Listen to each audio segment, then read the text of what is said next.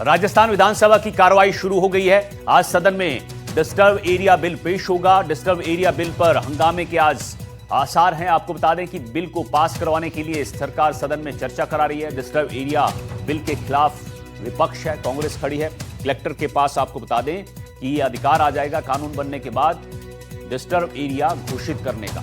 तो DM collector जो है वो यह अधिकार उनके पास आ जाएगा कि डिस्टर्ब एरिया कहां घोषित करना है, और कांग्रेस इस बिल के विरोध में खड़ी है।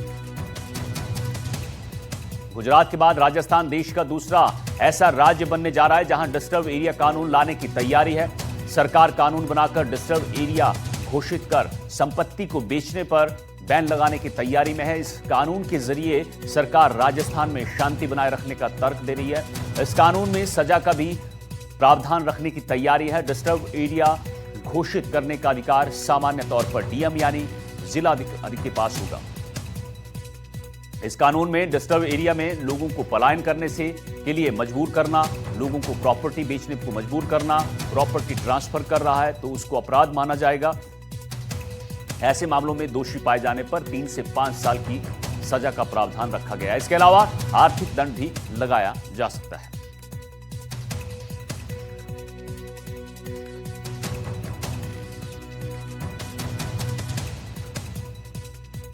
तो गुजरात के बाद राजस्थान दूसरा ऐसा राज्य जहां डिस्टर्ब एरिया कानून जो है वो लागू होगा। गुजरात के बाद राजस्थान देश का ऐसा दूसरा राज्य बनने जा रहा है जहां ये कानून लाने की तैयारी है। सरकार कानून बनाकर डिस्टर्ब एरिया घोषित कर संपत्ति को बेचने पर बैन लगाने की तैयारी में है।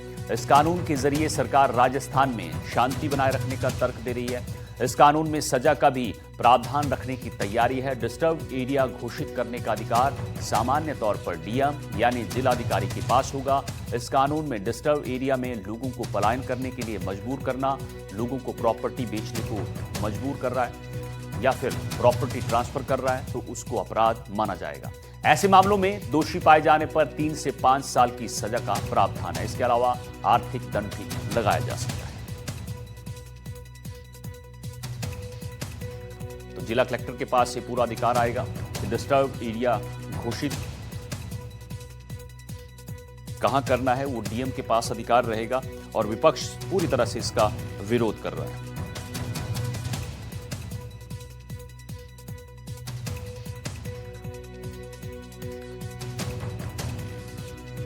तो विधानसभा की कार्रवाई शुरू हो गई है। विधानसभा में ये बिल जो है पेश होगा, उस पर चर्चा कराई जाएगी और सरकार की कोशिश यह है कि इस बिल को पास कराया जा सके और विपक्ष जो है वो इसके विरोध में खड़ा है।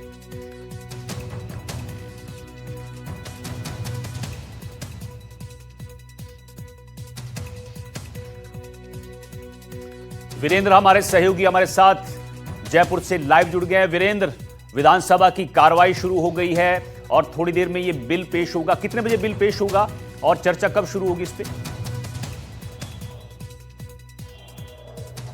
देखिए अनिल, आपको बताना चाहूँगा कि राजस्थान की विधानसभा के अंदर जो है आज जो ये बिल है काफ़ी अहम बिल माना जा रहा है, क्योंकि जिस तरीके से इस बिल को लेकर जिस तरीके से चर्चाएं चल रही थी राजनीतिक गलियारों के अंदर, आज जो है उसे फाइनली जो राजस्थान की सरकार है उसके द्वारा पेश किया जाएगा। और इस बिल का मुख्य उद्देश्य यही है कि जो डिस्टर्ब एरिया है, सबसे अहम बात यह है कि आखिर डिस्टर्ब एरिया कौन से हैं, उनको जो कह सकते हैं कि परिभाषित करना होगा। इसके अलावा जो जिस तरीके से इस पूरे बिल को लेकर विपक्ष के द्वारा भी जो हंगामा बरपाया जा रहा है उसको लेकर भी जो कह सकते हैं कई सवाल जवाब है वो उठते हुए दिखाई दे रहे हैं। और सदन के पटल के ऊपर जो है आज जो इस बिल को लेकर जो है यहाँ पर रखा जाएगा।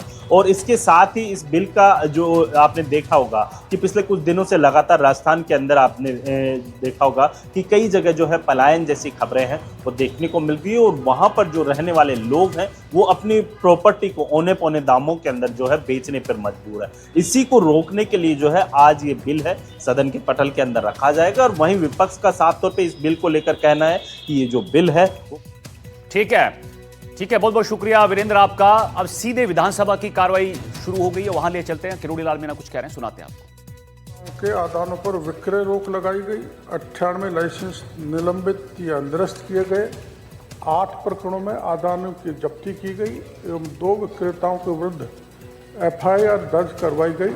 जिलेवार विवरण परिशिष्ट 3 पर संलग्न। माननीय सदस्य।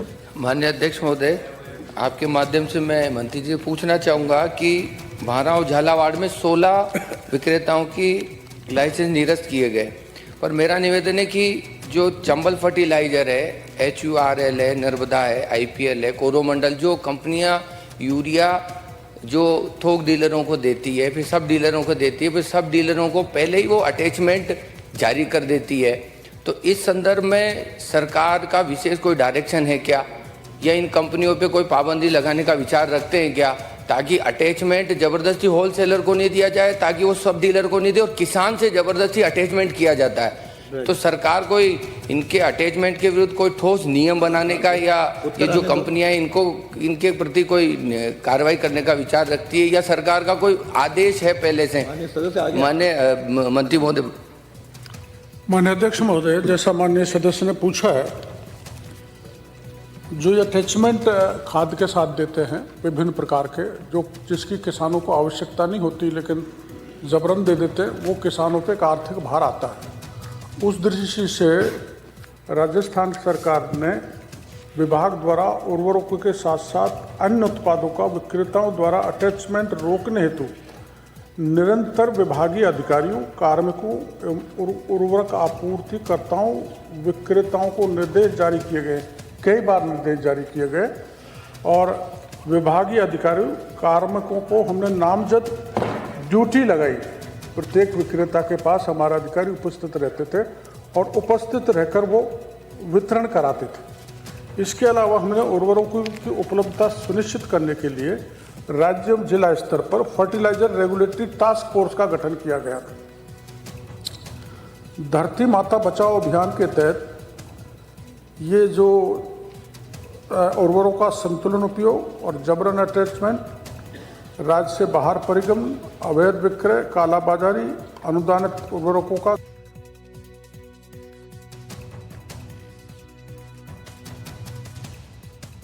विधानसभा में बोल रहे हैं, आप सुन रहे थे उनको।